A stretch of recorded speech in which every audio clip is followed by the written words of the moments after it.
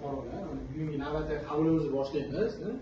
Xo'jayin bo'lmasa bir boshdan aytib ketaveramiz murojaat qilganlarni. Isroil va Sevara xonada 100 millionlik kredit olish masalasini murojaat qilishgan. Oldin kredit olib yaxshi yopishgani uchun potensial mijozlagan. Oilaviy oiladan tikuvchilikka olgan. Hozir ikkinchi etapda 312 bo'yicha yangi qaror edi. Tashkilotlar yaltata ochib, ikkita kambag'al reyestrdan ishchi olib 100 million olmoqchilar. Bu 5 yilga 5 yilga 2 yil imtiyoz davri bilan 20% kredit olasiz. Ya'ni ish o'rnini yaratasiz, mana ikkinchi etapga o'tasiz.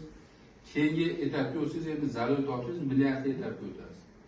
Birinchi bosqichda mana 33 million kredit olmoq bo'lganda, biz endi 100 million davlatni ishonch chekiryapsiz, siz bank ishonch chekiradi. Undan keyin cheklanmagan summa olishingiz mumkin. 312 million bo'lganda. Temurli kambag'al restorandan ikkita ishchi olyapsa ekan, tutamiz. Arizingizni topshirasiz, 2 kunda ko'rib, sizning masalangizni hal qilib berishadi. Keyingi fuqaromiz Sulaymonova Mahbuba 17 million kredit olmoqchilar. Chorvachilik bo'yicha. Chorvachilik 17 million. Muammosi yo'q, 4 yilga 6 oylik imtiyozli davrda 25%. Olib qolaversa, undan yuqori summa ham olsangiz bo'ladi, 50 million kredit arzonlarga opaga beradi, 100 million kredit. Hisobga olib 17 million bo'lsa, 17 million 50 million arzon. 100 million bolalarga gaplashing. Arizingizni topshirgan bo'lsangiz, bugun mahalla bankga borib murojaat qiling. Boshqa kattalar olaman siz. 17 million bitta chorvachilik bir million kelib qolsa, bu bilan yuzda bitta ikkitasini oling. Ishni haq olamiz.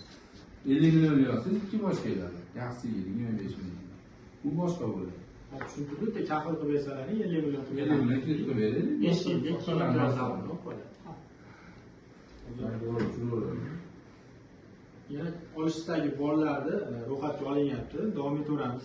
Albatta, yarmarka ham bo'lyapti. Savol bor. Masalan, hozir qo'shnimiz o'sha YTTdan o'tdi, maktabgacha ta'lim bo'yicha, lekin kredit ololmayapti. Qasma qiladi. U qiz ishonchasiga qaraydi. Nima, ularga SQB bank biriktirilgan ekan. Bankda 312 bo'yicha kredit olaman, tadbirkorlik bo'lsa 6 oydan oshiq aylanma. Yo'q, aylanmasi yo'q ekan. Aylanmalar bo'lmasa, zarur sifatida zarur. Ular ham chorvachilik bo'yicha sizlar banklarga olsa bo'ladimi, aytsam? 17 million so'm berishi mumkin. O'sha olsa bo'ladimi? Harakat qilib ko'ramiz, olsa bo'ladi. Platforma qo'yib, platformadan o'tsa beramiz. Hozir odam omili aralashmaydi. Siz ham bugun bankka borib ko'rasiz. İşiniz 20 minutda, 15-20 minutda bitadi. Shundami u ham bormi? Platformaga tashlab ko'ramiz. Hozir odam muomala aralashmayapti, ya'ni nohaqlik yo'qda. Shuna borasiz, platformadan o'tasiz.